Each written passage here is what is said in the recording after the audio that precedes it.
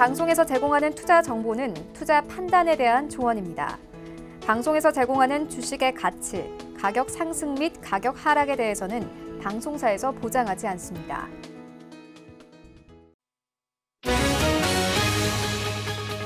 간추린 경제 뉴스입니다. 뉴욕 증시에서 주요 지수는 경제 지표가 호조를 보이며 상승했습니다. 5월 잠정주택 판매 지수는 사상 최대 폭인 44.3% 급등하면서 15% 증가를 예상한 경제 전문가 기대치를 3배나 웃돌았습니다. 이와 함께 3대 지수 모두 상승하며 거래를 마쳤습니다. 윌버 로스 미국 상무장관이 현지 시간 29일 특별 성명을 통해 홍콩의 특별지위를 폐지한다고 발표했습니다. 로스 장관은 중국 공산당이 홍콩의 보안법을 적용함에 따라 홍콩의 독자적 지위가 약해질 뿐 아니라 민감한 기술이 인민해방군에 흘러들어갈 위험이 증가했다고 밝혔습니다. 이에 따라 수출 허가 제외 등 상무부가 중국보다 홍콩에 더 우호적으로 제공하도록 한 규정의 적용이 중단됩니다. 메리 데일리 샌프란시스코 연방준비은행 총재는 경제가 코로나19의 불확실성에서 아직 벗어나지 못했다고 진단했습니다. 데일리 총재는 경제는 아직 코로나19 팬데믹의 숲에서 빠져나오지 못했다면서 고용시장 전망의 불확실성도 크다고 강조했습니다. 문재인 대통령은 오늘 청와대에서 유럽연합의 샤를 미셸 정상회의 상임위장, 우르줄라 폰데어라이엔 집행위원장과 화상 정상회담을 합니다. 양측은 회담에서 코로나19 백신 및 치료제 개발을 위한 국제연대 등을 논의할 예정이며 교육, 투자 및 증진 및 디지털 경제, 신재생 에너지 등 미래 분야로의 협력 다변화 방안도 협의할 계획입니다.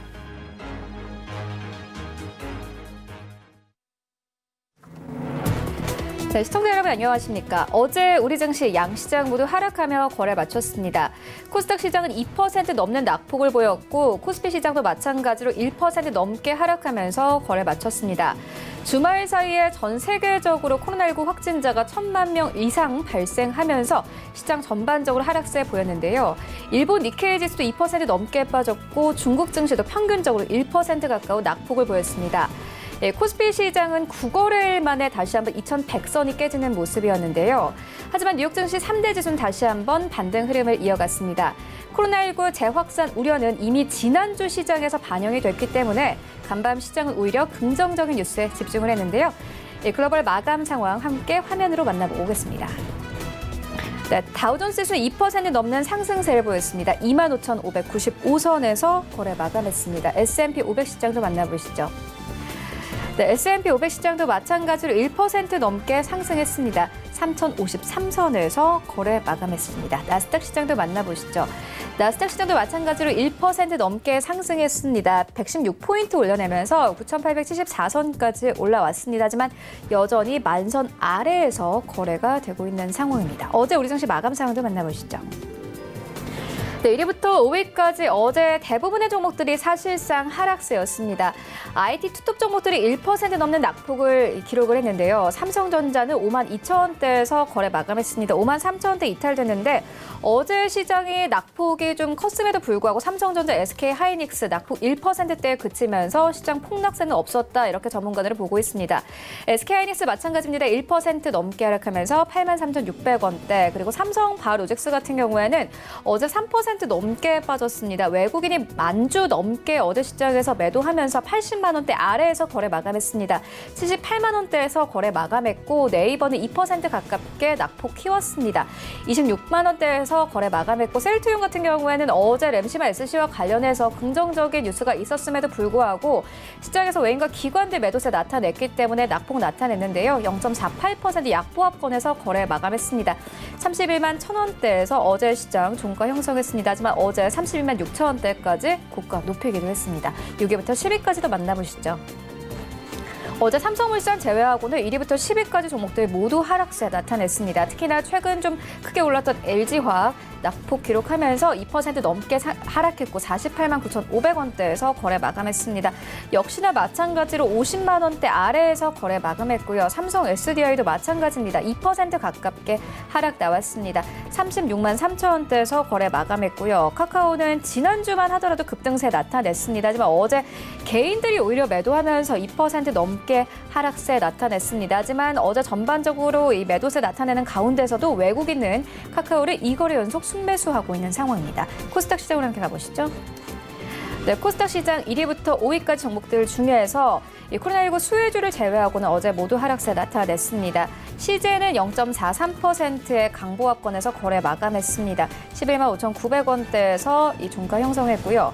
알테오는 어제 8%가 넘게 빠졌습니다. 개인과 기관의 매도가 크게 나왔습니다.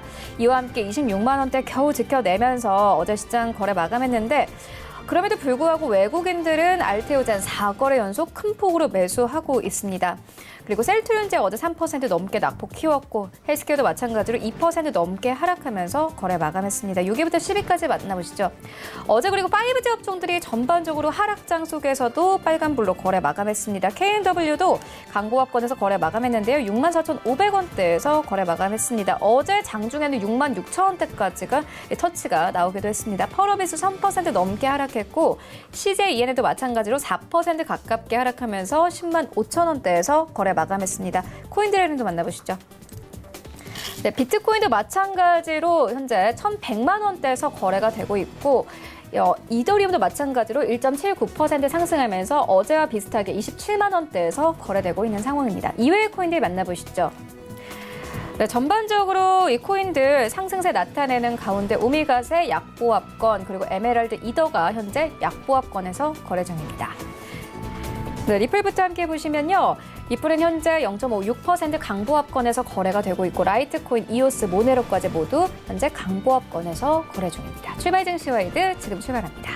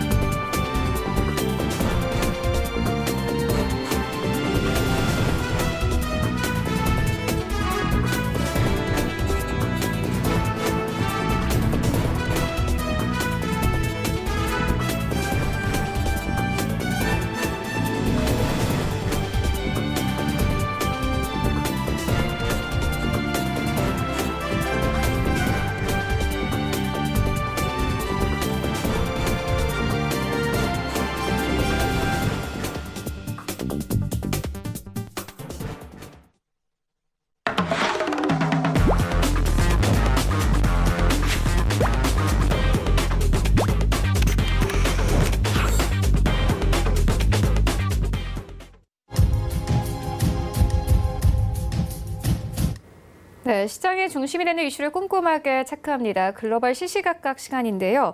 카카오페이 증권 영업부의 윤정식 팀장 화상으로 연결되어 있습니다. 안녕하십니까? 네, 안녕하세요. 네, 먼저 간밤 시장 상황부터 짚고 가도록 하겠습니다. 뉴욕 증시 3대 지수는 지난주 금요일에 낙폭을 딛고 다시 한번 반등했습니다. 경제 지표가 호조를 보였는데요. 시장 상황 어떻게 보셨습니까?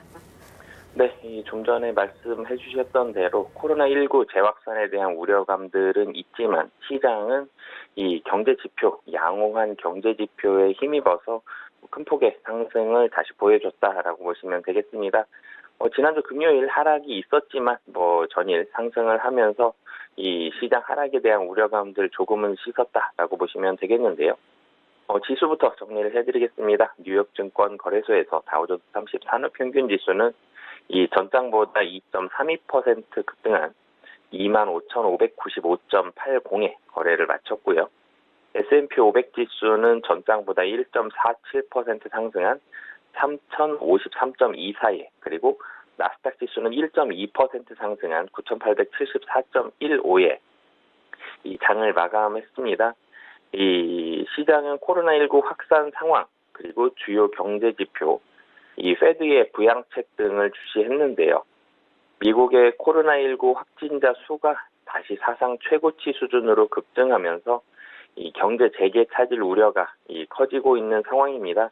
이 텍사스와 플로리다와 같은 확진자가 급증한 주들에서는 술집 영업을 금지하는 등 봉쇄 조치를 다시 강화했고요. 뉴저지 같은 경우는 예정됐던 식당의 매장 내 영업 재개 시점을 연기했고, 이 뉴욕도 식당 매장 영업 재개 연기를 검토하겠다고 밝히는 등 이 경제 재개가 전반적으로 다소 늦춰지는 상황입니다.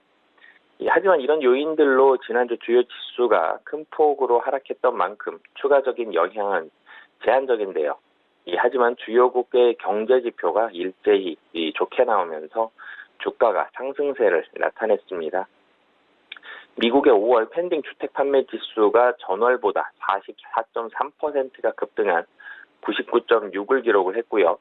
2001년 1월 전미부동산 중개인 연합회가 지수 산출을 시작한 뒤에 최대 월간 상승률을 보였습니다. 이 월스트리트 저널이 집계한 시장 예상치 15% 증가보다도 큰 폭으로 웃돌았는데요. 이 댈러스 연방준비은행이 발표한 6월 기업 활동 지수도 마이너스 6.1로 전월 마이너스 49.2에서 큰 폭으로 오른 모습들을 보여줬습니다. 이 미국뿐만이 아닙니다. 중국에서도 5월 공업이익이 전년 동월 대비해서 6%가 증가한 점도 투자 심리를 지지를 했고요. 중국 공업이익 같은 경우는 특히 올해 들어서 첫 번째로 이 증가세를 기록하는 모습을 보여줬습니다. 이 유럽연합 집행위원회가 발표한 유로존의 6월 경기 체감지수도 이 지난달에 67.5에서 75.7로 상승하는 모습을 보여줬고요. 이 경기 체감지수 같은 경우도 지표 산출 이후에 가장 큰 월간 상승폭을 기록을 했습니다. 이 연준의 부양책도 주가 상승을 거들었는데요.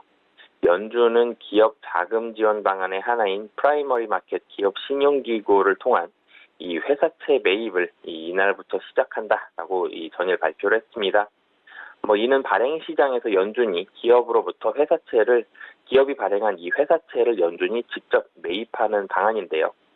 여기에다가 보리스 존슨 영국 총리가 다음 달 대규모 인프라 투자 계획을 발표할 것이라고 밝히는 등 각국 정부의 추가 재정 부양에 대한 기대도 유지가 됐습니다. 이 앙겔라 메르켈 독일 총리와 에마뉴엘 마크롱 프랑스 대통령은 이 공동 기자회견에서 유럽연합 차원의 이 회복 기금 조성에 조속히 합의해야 한다라고 재차 촉구하는 모습을 보여줬는데요. 다우지수 포함 종목인 이 보잉 주가가 폭등한 점도 시장 전반에 이 활력을 제공했습니다. 미 연방항공청이 이날부터 737 맥스 기종의 안전성 인증을 위한 시험 비행을 시작하면서 보잉 주가가 14.4% 치솟는 모습을 보여줬고요. 이 페이스북 주가 같은 경우는 코카콜라, 스타벅스, 유니레버와 같은 주요 기업들의 이 광고 중단 발표 여파, 그리고 이 주요 기업들 채권 매입에 대한 뉴스들이 나오면서 전체적으로 상승했다라고 보시면 되겠습니다. 이 한편 제롬 파월 연방준비제도 의장은 이 다음 날 하원 증언을 앞두고 내놓은 이 발언문에서 최근에 긍정적인 지표도 있지만 경제 회복 경로의 불확실성이 매우 크다고 지적을 했습니다. 이 제롬 파월 연방준비제도 의장 같은 경우는 경제의 장기적인 손상을 방지하기 위해서 정부 부양책이 중요하다는 점도 재차 강조를 했는데요. 이 뉴욕 증시에서 여러 전문가들은 당분간은 변동성이 큰 이 장세가 이어질 수 있다라고 진단을 했습니다. 이 실제로도 빅스 지수 같은 경우는 전 거래일보다는 8.49% 하락을 했지만 여전히 높은 수준인 31.78을 기록을 하고 있기 때문에 이 당분간 변동성에 대한 우려감들은 시장에서 지속이 될 수 있다라고 보시면 되겠고요. 이 업종별로, 이 종목별로 조금 더 자세히 말씀을 드리겠습니다. 가장 특징적인 종목 좀 전에 말씀드렸듯이 보잉 같은 경우가 737 맥스 생산 재개 등에 힘입어서 14.4% 급등하는 모습을 보여줬고요. 이 사우스웨스트 항공은 골드만삭스가 이 투자 의견을 상향 조정한 데 힘입어서 이 9.64% 강세를 보여줬습니다. 이 델타 항공, 아메리칸 에어라인과 같은 여타 항공주들은 예약이 취소율을 상회하면서 이 델타 항공이 6.32%, 아메리칸 에어라인이 7.55% 이 강세를 보여줬습니다. 여기에다가 경제 대개가 지연될 수 있다는 우려감에도 불구하고 코로나 신규 확진자 수가 소폭 감소하면서 부킹닷컴, 익스피디아와 같은 여행주, 그리고 카니발, 로얄 크루즈와 같은 크루즈 업종들, 원리조트, 메리어트와 같은 카지노, 호텔 업종들도 적게는 3%, 많게는 이 8%대까지 강세를 보이면서 코로나에 우려감이 있었던, 피해를 봤었던 종목들이 전체적으로 이 강세를 급등하는 그런 모습들을 보여줬다라고 보시면 되겠고요. 하지만 광고 수익 감소에 기반한 실적 둔화 가능성이 높아진 페이스북, 트위터는 물론 알파벳과 같은 경우도 반발 매수세가 유입되면서 2%대의 이 강세를 보여줬습니다. 이 애플과 같은 경우는 차기 아이폰에는 이 콘셉트 등이 미포함되면서 가격이나 가능성이 부각이 되면서 2.3% 상승하는 모습을 보여줬고요. 하지만 비욘드 미트 같은 경우는 투자 의견 하향 조정, 그리고 맥도날드가 적극적인 비욘드 미트 상품을 이용할지 여부가 불투명하다라는 소식이 전해지면서 7%가 넘는 급락을 보여줬습니다. 아마존은 독점금지법 위반 조사 소식이 전해지면서 소폭 0.46% 하락을 했고요. 마이크론은 장중에는 1.35% 상승을 했지만 시간 외에서 양호한 실적을 발표하면서 시간외가 5%가 넘는 그런 상승하는 모습들을 보여줬습니다. 네, 앞서서 짚어주셨지만 연방준비은행 측에서는 계속해서 경기 부양책을 내놓고 있습니다. 그리고 사상 처음으로 기업의 회사채를 직접 사들이기로 한 가운데 매일 기업 명단을 공개를 했습니다. 어떤 기업들이 포함이 되어 있고 또 시장 영향은 어떻습니까? 네, 우선은 이 페드가 사상 처음으로 하는 시도입니다. 직접 회사채를 산다라고 발표를 했는데요. 매입하는 기업 명단 28일, 현지 시각으로 28일 공개를 했습니다. 이 페드가 회사채 매입 계획을 발표한 지 3개월 만인데요. 이례적인 경기 침체 가능성에 이 페드의 역할이 월스트리트의 최종 대부자에서 어려운 기업에 직접 달러를 쥐어주는 이 실물 경제의 구원 투수로까지 확대가 됐다라고 보시면 되겠습니다. 로이터 통신 같은 경우는 이날 페드가 지난 16일부터 이틀간 4억 2,800만 달러 규모의 이 개별 회사채를 매입했다라고 보도를 했는데요. 매입한 44개 기업 중에서는 이 투자의 귀재 워렌 버핏 회장이 이끄는 버크셔 해서웨이의 유틸리티 에너지 기업을 포함해서 AT&T, 월마트, 필립 모리스, 그리고 유나이티드 헬스, 코카콜라, 펩시와 같은 이 대기업이 대거 포함이 됐습니다. 이뿐만이 아니라 페드는 53억 달러, 우리나라 돈으로 6조 원이 넘습니다. 상당한 규모의 회사채, ETF도 사들였고요. 페드가 당초 매입 적격으로 지정한 회사는 총 794개입니다. 미 경제 매체 월스트리트 저널은 페드의 매입 대상 기업 중에 상위 10개사의 애플, 버라이즌, AT&T 등 IT 기업과 그리고 도요타 자동차, 미국 법인과 폭스바겐, 다임러 등 자동차 제조업체가 포함됐다라고 전일 보도를 했는데요. 이 페드가 높은 가중치를 부여했다는 건 앞으로 회사채 매입 규모가 클 것이다라는 의미입니다. 월스트리트 저널은 페드의 유통시장뿐 아니라 이 발행시장에서도 회사채를 직접 매입할 예정이다라고 전했는데요. 이 페드의 돈풀기는 지난 3월 말부터 시작이 됐습니다. 그동안 페드는 기준금리를 1%에서 1.25% 사이였던 이 기준금리를 0에서 0.25%로 내리고 2022년 말까지 제로금리를 유지하겠다고 밝혔는데요. 또 미국 국채를 무제한 매입하겠다는 달러 살포를 약속을 했습니다. 이 때문에 미국의 회사채 발행 속도는 역사상 가장 빠른 속도로 급증하고 있는데요. 이 블룸버그에 따르면 연초부터 지난 5월까지 미 기업이 발행한 회사채 물량은 1조 달러를 넘어섰습니다. 이는 지난해 같은 기간 대비해서 78%가 급증한 수준인데요. 하지만 월스트리트 같은 경우는 이런 부분들로 인해서 후폭풍을 경고를 하고 있는 상황입니다. 페드의 유동성 공급이 기업의 펀더멘털을 살릴 수 없는 것은 물론 페드가 채권 시장에서 발을 뺄 경우에는 충격이 상당히 커질 수 있기 때문인데요. 최근에 의류업체 제이크루 그리고 백화점, 렌터카 기업 허츠 같은 100년 된 기업들이 잇따라 파산을 했고요. 국제신용평가사가 기업의 채무불이행 디폴트 가능성을 경고를 했지만 이 회사채 시장의 폭주에는 제동이 걸리지 않고 있는 상황입니다. 이 페드가 채권 시장에 큰 손으로 등판한 만큼 이 절호의 기회를 놓칠 수 없다라고 판단한 투자자들이 많기 때문인데요. 이런 부작용이 우려감들이 있음에도 불구하고 페드가 회사채에까지 직접적으로 손을 대기로 한 이유 같은 경우는 사실 2008년 이후 지속된 저금리로 미국의 정크본드가 급증을 했고요. 새로운 경제 위기를 불러올 뇌관으로 지목이 되었기 때문입니다. 이 월스트리트 저널에 따르면 이 부채를 안고 있는 기업의 자산을 담보로 자금을 빌려주는 이 레버리지론 시장 규모가 1조 2천억 달러, 우리나라 돈으로 1,438조 원을 넘어선 상황인데요.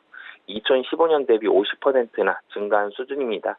그렇기 때문에 페드는 이런 우려감들 살아있는 상황에서 코로나에 대한 이 경기 침체까지 겹친다면 이런 내관 터질 수 있기 때문에 페드가 회사채까지 이 손을 댔다라고 보시면 되겠고요.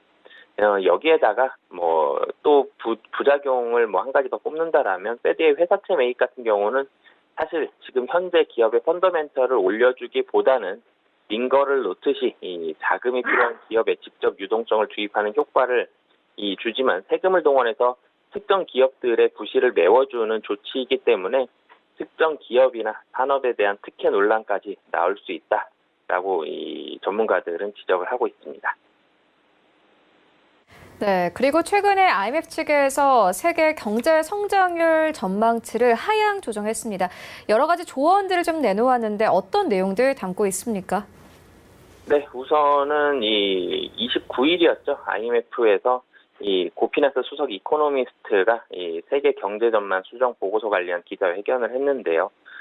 첫 번째로는 전 세계는 코로나19 사태로 인해서 2년에 걸쳐 약 12조 달러, 우리나라 돈으로 따지면 1경이 넘습니다. 1경 4천조 원 정도가 넘는 이 경제적 손실을 입을 전망이다라면서 공공부채는 올해 역대 최고 수준에 도달할 전망이고 이 2차 세계대전 때도 2차 세계대전 때조차도 능가할 것으로 보인다라고 얘기를 했습니다.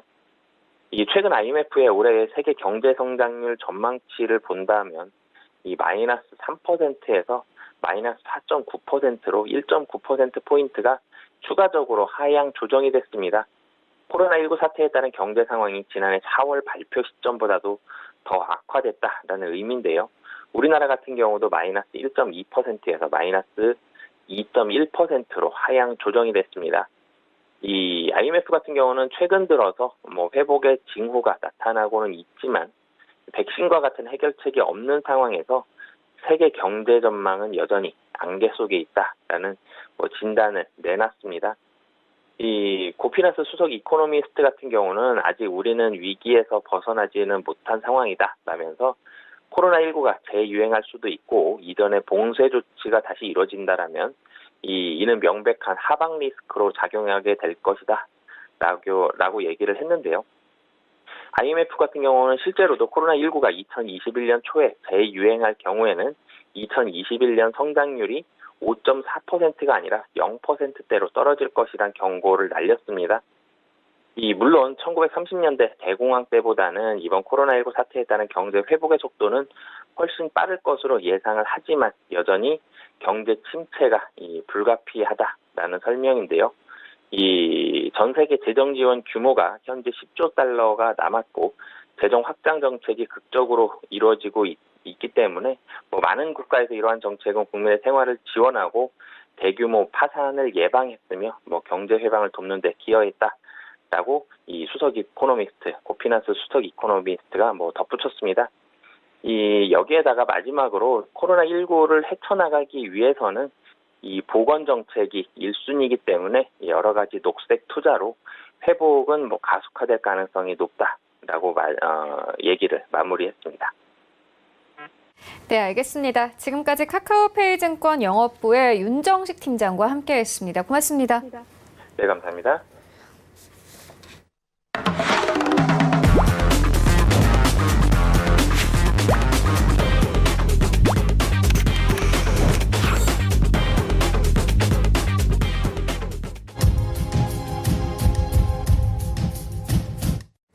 네, 국내 시장 쟁점 함께 분석해 보도록 하겠습니다. 라이브 이슈 타임인데요. KTB 투자증권 이세훈 과장 전화 연결되어 있습니다.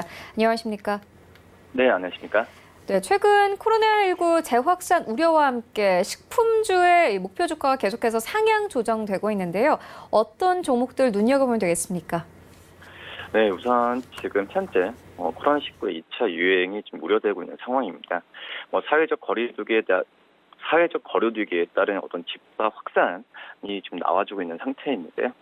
그렇기 때문에 역시 식품주에 다시 주목해야 되지 않을까 이렇게 판단이 되고 있고요. 우선 그 전 세계 코로나19 확진자 수가 6개월 만에 1,000만 명을 넘어섰습니다. 국제 통계 사이트 월드 오미트에 따르면은 우선 28일 기준으로 봤을 때 세계 코로나 누적 확진자는 1,005만 7,565명으로 집계돼 있고요. 누적 사망자도 지금 50만 명이 넘는 수준입니다. 미국에선 하루 4만 명, 아프리카에서도 하루 1만 명의 추가 확진자가 좀 나와주고 있고요. 이처럼 코로나19 재유행이 우려되면서 식품주에 대한 관심이 좀 커지고 있는 게 사실이다라고 볼 수 있는데요.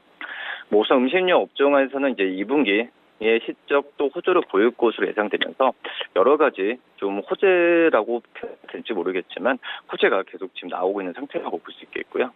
앞서서 식품 업종은 1분기에 코로나19 여파로 이 집값 쪽이 증가하면서 매출이 크게 늘어난 모습 보여주었는데 특히 이제 2분기 같은 경우에는 주요 음식료 기업들의 실적이 증가를 계속해서 할 것으로 보여지면서 이 주가에 대한 긍정적인 메시지가 계속 나와주고 있습니다.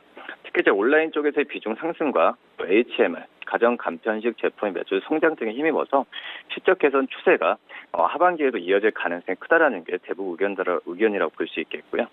특히 이제 이 중에서 이 CJ 제일대장 그리고 하이트진로 이 대상 종목을 최선호주로 지금 제시하고 있는 상태입니다.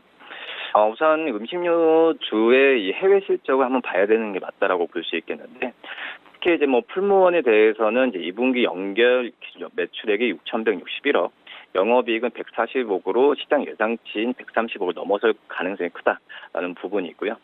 특히 이제 미국에서의 어떤 손익 개선 속도가 매 분기로 봤을 때도 예상치를 웃돌 것으로 기대되고 있는 상태에서 일본에서 미국뿐만 아니라 일본에서도 이 간편식 수출 호조 또 중국에서도 이 판매 확대가 지속될 것이라는 의견이 많이 나와주고 있는 상태에서 이 풀무원에 대해서도 관심을 가져야 되지 않을까 이렇게 판단이 됩니다. CJ제일제당 같은 경우에는 글로벌 매출 확대가 기업 가치 상승을 이끌 것이라는 의견이 지배적이다라고 볼 수 있겠고요. 또 이제 스완스 컴퍼니와의 시너지 효과로 미국 시장 지배력이 강화될 가능성이 크다라는 게 의견입니다. 특히 이제 하이트진로 같은 경우에는 이제 가정용 매출이 줄어드는 가정용 매출이 좀 증가하고 줄어드는 어떤 이 B2B 그러니까 기업 간 거래 매출을 이 가정용 쪽에서도 만회할 가능성이 크다라고 볼 수 있겠고요. 특히 하반기 안에서도 이 가정용 맥주 판매량 증가를 중심으로 이 매출 쪽에서의 고성장이 지속될 가능성이 크다는 의견이 좀 많다라고 볼 수 있겠고 2분기 영업이익도 시장 기대치를 넘어설 가능성이 크다라는 의견이 좀 많다라고 볼 수 있겠습니다. 우선 음식료 업종 2014년부터 2015년까지 밸류에이션을 어떻게 리레이팅 시켰던 요인이 이 메가히트 제품 또 중국 시장 진출 HMR이라고 좀 볼 수 있겠는데 올해 같은 경우에도 역시 그런 2014년과 15년에 영광을 재현하지 않을까라는 의견이 지배적이다라고 볼 수 있겠고요. 특히 이제 메가히트 제품이죠. 테라 또 진로이즈백, 불닭볶음면 이런 부분을 상쇄할 것으로 판단되고 있고 특히 이제 중국뿐 아니라 미국 동남아 등을 아우르는 해외 시장에서의 성장이 이런 밸류에이션에 대해서 긍정적으로 제시하고 있다고 볼 수 있겠습니다. 우선 최근에 주가 상승에 대한 프리미엄 요인을 아직까지 음식료 업종이 반영하지 않았다는 의견이 크다라고 볼 수 있겠고, 2분기 실적이 나오면은 다시 한번 주가에 대한 그 상승 여력이 충분하다라고 생각이 됩니다. 2분기 주요 업체들의 매출액과 영업이익을 보더라도 특히 영업이익은 작년 대비해서 23% 정도는 증가할 것으로 판단되고 있고요. 매출액 대비 매출 원가율과 판관 비율은 각각 0.4%, 0.6% 전년 대비 좀 하락하고, 또 영업이익률은 1% 전년 대비 상승할 것으로 예상이 되면서 우선 재무 구조는 계속 긍정적으로 가지 않을까 판단되고요. 특히 이제 2분기는 대부분의 가공식품 업체들의 비수기 시즌이라고 볼 수 있겠는데, 이 매출액 규모 자체가 낮으면서 2019년에는 또 한쪽 경제 심화로 작년에 수익성이 악화되었던데, 반면에 이제 그 올해 같은 경우는 이런 부분은 약간의 역으로 좋아질 가능성이 있지 않을까 판단됩니다. 특히 이제 최근에 그 날씨가 더워지면서 이 음료 업체들한테 그 관심이 쏠리는 게 맞다라고 볼 수 있겠고, 그렇기 때문에 이 음식료 안에서도 이 가공식품과 이 음료 업체들로 시장을 좀 나눠야 되는 게 맞지 않을까 이렇게 보입니다. 네, 식품주들의 주가는 계속해서 우상향하고 있지만 최근 증권주 같은 경우에는 증권세 개편안 발표에 계속해서 하락세를 나타내고 있습니다. 전반적인 주가 흐름 어떻게 보십니까? 네, 우선 이제 음식료의 반면에 이제 증권주들은 이 어떤 좀 약간의 난관에 좀 부딪혔는데, 우선 정부가 금융세제 선진화 추진 방안을 발표하면서 이 증권업에 대한 어떤 전체적인 약간의 좀 고민이 좀 생기지 않았나 이렇게 보입니다. 우선은 이 세제 개편의 주요 내용을 본다고 하더라도 금융투자 소득에 대한 도입, 또 집합 투자기구의 과세체계 합리화, 또 증권거래세 조정 등인데요. 우선 발표 정책 중 핵심은 역시 2023년부터 국내 상장 주식의 소액주주에 대해서도 이 주식 양도소득세를 부과하겠다는 내용입니다. 시장 일부에서는 이번 주식 양도소득세 도입이 이 개인 투자자들의 주식시장 이탈, 또 국내 증시 위축으로 이어지면서 이 거래대금 감소로 증권사 브로커리지 수익이 약화될 것이라는 우려인데요. 우선 이번 발표가 증권업의 부담스러운 요인인 것은 분명합니다. 최근에 국내 증시가 개인 투자자의 대규모 유입으로 거래대금이 급증했는데, 이 양도소득세 도입 발표는 어떻게 보면 개인 투자자의 투자심리 위축으로 이어질 가능성이 크지 않을까 판단되고요. 또 일부는 과세로 인해서 상대적 매력도가 낮아진 우리나라 주식 대신에 해외 주식으로 이동이 나타날 수 있다고 볼 수 있겠고, 또 양도소득세 도입에도 불구하고 거래세가 폐지되지 않은 점도 좀 아쉬운 요인이라고 볼 수 있겠습니다. 다만 이제 투자 심리 위축에 따른 영향은 단기적인 측면은 맞다라고 생각이 드는데, 우선 중장기적으로는 거래대금과 또 증권사 브로커의 수익에 미치는 영향은 크지 않지 않을까 좀 개인적으로 생각이 되고 있고요. 우선 양도소득의 기본 공제 금액이 2천만 원으로 비교적 높고요. 또 3년간의 2월 공제를 허용하고 있는 건 맞다라고 볼 수 있겠고, 정부는 공제 금액 2천만 원 기준으로 봤을 때 과세 대상이 전체 개인 주식 투자자의 5%에 불과하다라고 보고 있습니다. 나머지 95%는 이번에 세제 개편은 오히려 세부담이 감소할 전망이라고 볼 수 있겠고요. 게다가 손실은 3년간 2월 공제가 가능하면서 실제 과세 대상은 이보다 줄어들 가능성도 존재한다라고 볼 수 있겠습니다.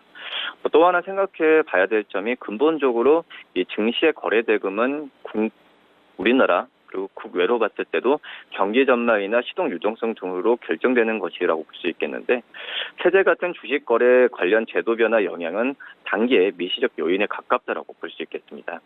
이 소액주주에 대한 국내 상장 주식에 대한 양도소득 비과세 폐지와 또 증권거래세 단계적 인하가 좀 발표가 되는 부분에 있어서 이 정부가 의도는 저는 개인적으로 봤을 때도 어떤 그 시장에서의 선진화 방안이라고 그랬는데, 이거에 대한 어떤 피드백은 계속 나오지 않을까 이렇게 판단이 되고 있습니다. 우선 그 증권거래세로 봤을 때도 2022년 0.02%, 그리고 2023년 0.08%로 인하하면서 총 0.1%를 인하하기 때문에 단계적인 인하에 대한 부분은 시장에서의 거래 활성화에도 도움이 되지 않을까 판단되고요. 우선 지금 이중과세에 대한 논란은 여전히 있긴 하지만 증권사 입장에서 봤을 때는 오히려 다양한 금융 상품을 보유한 경우에는 긍정적인 요소도 되지 않을까 판단이 되고 있습니다. 지금 우리나라 같은 경우에는 가계의 금융자산 비중이 25%에 불과하고요.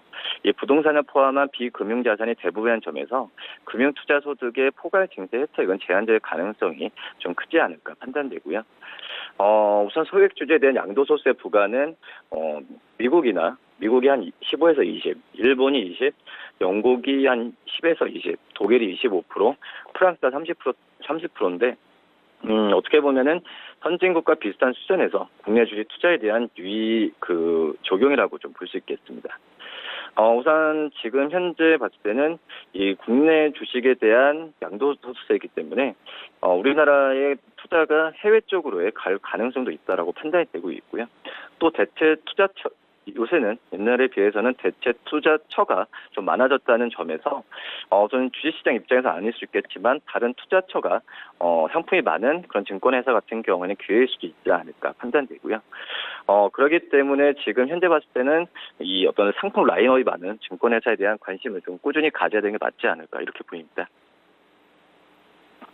네, 어제 시장 전반적으로 하락세 나타낸 가운데 컴투스의 주가가 눈에 띄었습니다. 외인과 기관의 매수가 들어오면서 3% 넘게 급등했는데요. 주가 흐름 어떻게 보고 계십니까? 네, 우선 컴투스 오랜만에 어지럼 반등을 했는데 우선 4월부터 지속된 이 출시 육전은 프로모션에 대한 효과가 나타나지 않을까 이렇게 보입니다. 역대 최대 4월과 5월에 월 매출을 기록한 썸머너즈워 그리고 국내 프로야구 시즌 개막 전후로 매출 순을 봤을 때도 이 야구 라인업 4중에 대한 성과가 나타나는 부분인데요. 특히 썸머너즈워는 3, 4분기에 SWC 또 연말 연휴 프로그램 등이 예정돼 있어서 어떤 저조했던 1분기 대비 실적에 대한 기대감을 크게 갖고 가지 않을까 판단이 됩니다. 특히 4분기 이후에 출시 예정인 썸머너즈워 백년전쟁 크로니컬 그리고 이런 여러 가지 상품에 대한 부분에 있어 성과는 기대된다라고 볼 수 있겠고요. 우선 이 썸머너즈워는 출시가 지금 7년 차가 지났는데 우선 게임성과 축적된 운영 노하우 또 e스포츠 리그에 대한 충성도 높은 유저가 있기 때문에 우선 서머너즈와 IP의 글로벌 인기를 감안한다면 실적에 대한 부분에 있어서는 기대를 해도 괜찮지 않을까 판단되고 있고요. 특히 이제 그 매출 비중이 높은 이제 북미 지역 쪽에서 이 코로나19 재확산 추세로 인한 게임 이용에 대한 증가에 대한 기대감이 크다라고 볼 수 있겠습니다. 2분기 영업이익은 1,176억 정도로 작년 대비해서는 16% 증가할 것으로 보여지고 있고요. 특히 주요 변동비라고 할 수 있는 마케팅 비용은 이 썸머너즈워 6주년 기념 프로모션 등으로 이 비수기인 전분기 대비해서는 증가할 것으로 예상이 되고 있지만 이 매출 증가나 코로나 영향으로 인한 오프라인 행사 감소 등으로 오히려 지금 매출 대비 비중은 14% 정도로 나타날 가능성이 크지 않을까 판단되고요. 이 증권사 같은 경우 목표 주가는 한 14만 원 정도 유지를 하고 있기 때문에 더 상승 여력이 좀 있지 않을까 이렇게 보입니다. 네, 그리고 어제 셀트리온도 램시마 SC와 관련해서 호재성 뉴스가 있었습니다. 이제 유럽 승인을 목전에 둔 상황인데 앞으로 주가가 어느 정도 좀 힘을 받을 수 있을까요? 네, 우선 셀트리온은 최근 호재가 계속 쌓이는 모습 보여주고 있는데요. 우선 지금 램시마 SC가 유럽 허가 당국 결정으로 우선 장질환 치료제 등으로 사용된 부분이 가능하지 않을까 이렇게 좀 판단되고 있습니다. 우선 유럽 의약품청 산하의 약물 사용 자문위원회죠. CHMP의 허가 승인 권고가 나왔는데 이렇게 된다고 한다면 한 3개월 정도, 최대 3개월 정도의 최종 승인이 날 것으로 보여지고 있습니다. 이에 따라서 큰 상황 변경이 없는 한 램시마 SC는 조만간 기존의 류마티즘 관절염 치료에 이어서 장 질환 치료제 등으로 사용할 가능성이 크다라고 볼 수 있겠고 또 이번에 승인 권고를 받은 적응증은 성인을 대상으로 하는 크론병, 궤양성 대장염, 강제성 척추염, 또 건선성 관절염과 이 만성 피부 질환이 포함되어 있습니다. 특히 이제 염증성 장질환은 장내 비정상적인 만성 염증이 호전과 재발을 반복하는 질환으로 이 궤양성 대장염과 크론병이 대표적인 그런 병이라고 볼 수 있겠는데요. 아직까지 정확한 발병 원인이 밝혀지지 않은 상태이기 때문에 만약에 램시마 SC가 이쪽 장질환 치료제에서 진출에 성공을 한다면은 매출에 대한 시장에서의 진입이나 봤을 때도 크게 증가할 가능성이 있지 않을까 판단이 되고 있고요. 뭐 간단하게 램시마 SC에 대해서 어렵게 생각하시는 분이 있으신데 이 램시마 SC는 이 기존의 정맥 주사형의 자가 면역 질환 치료제입니다. 한마디로 램시마를 이 복부나 허벅지 등에 쉽게 자기가 스스로 주사할 수 있게 피하 주사형으로 개선한 제품이라 볼 수 있겠고요. 기존의 램시마 SC는 류마티스 관절염 치료제에만 허가를 받았는데 이런 허가 승인으로 좀 실적에 대한 기대감이 커지지 않을까 판단되고요. 이 램시마 SC가 이 자가면역 치료제 시장 55조에서 염증성 장질환이 치료하는 시장은 40%에 이른다라 볼 수 있겠는데 이를 감안한다면 램시마 SC의 처방 시장도 크게 확대될 가능성이 크지 않을까 이렇게 판단이 됩니다. 이 램시마 SC로 전 세계 55조원에 이르는 자가면역 질환 치료제 시장에서 약 25% 이상의 점유율로 10조 원 이상의 매출을 달성하는 것으로 셀트리온은 목표를 하고 있기 때문에 추후에 어떤 실적에 대한 기대감은 가져가도 괜찮지 않을까 이렇게 보입니다. 네, 알겠습니다. 지금까지 KTB 투자증권 이소은 과장과 함께했습니다. 고맙습니다. 네, 감사합니다. 네, 출발 증시 와이드는 여기서 모두 마치도록 하겠고요. 저희는 잠시 후 순간 포착 매매 시그널로 다시 돌아오도록 하겠습니다.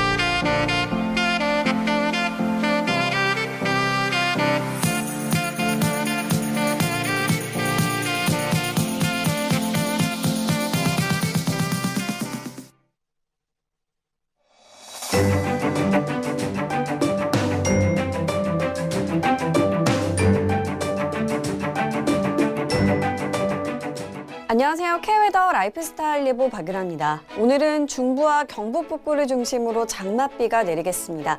국지성 호우와 강한 바람이 예상돼 각별한 주의가 필요한데요. 다만 중서부와 강원 영서, 경북 북부 지역은 낮에는 잠시 소강 상태를 보일 때가 있겠습니다.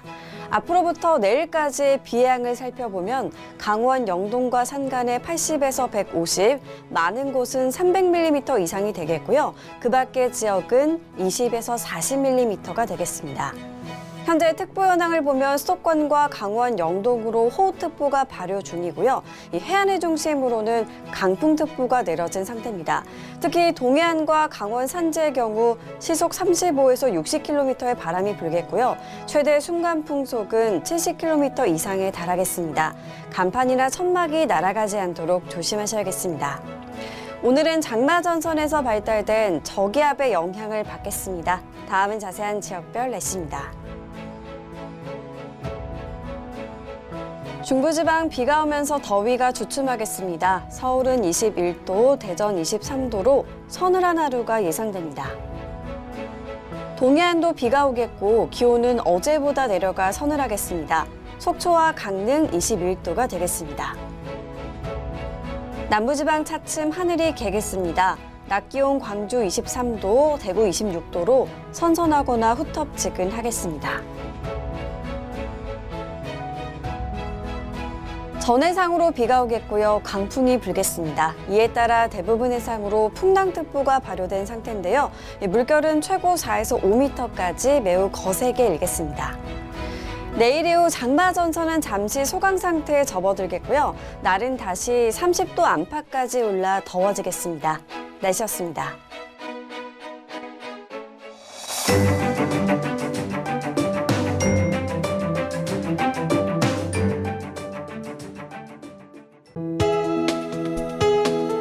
본 방송에서 제공하는 투자 정보는 투자 판단에 대한 조언입니다. 방송에서 제공하는 주식의 가치, 가격 상승 및 가격 하락에 대해서는 방송사에서 보장하지 않습니다.